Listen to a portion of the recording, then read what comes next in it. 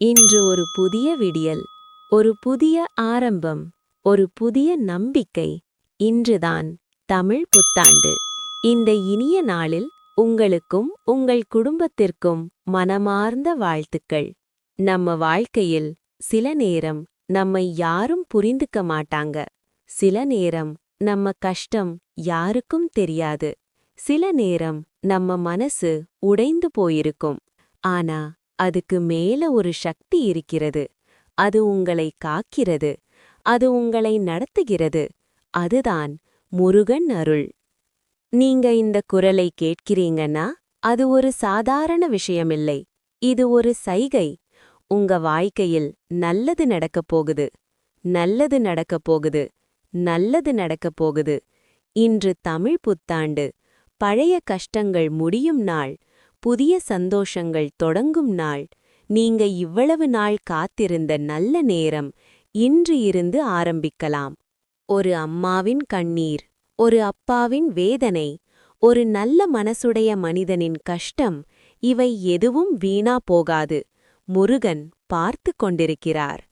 நீங்க இவ்வளவு நாள் யோசிச்சீங்க, என்னோட வாழ்க்கை எப்போ மாறும்?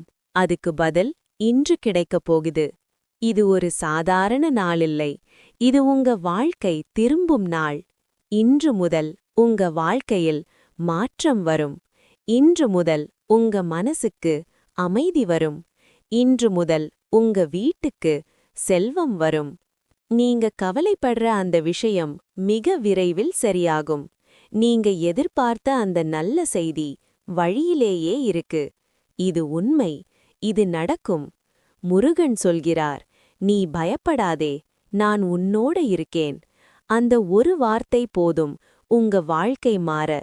இப்போ கண்களை மூடுங்க. முருகனை நினைச்சுக்கோங்க. உங்க மனசுல இருக்கிற எல்லா கஷ்டத்தையும் சொல்லுங்க. அவர் கேட்கிறார்.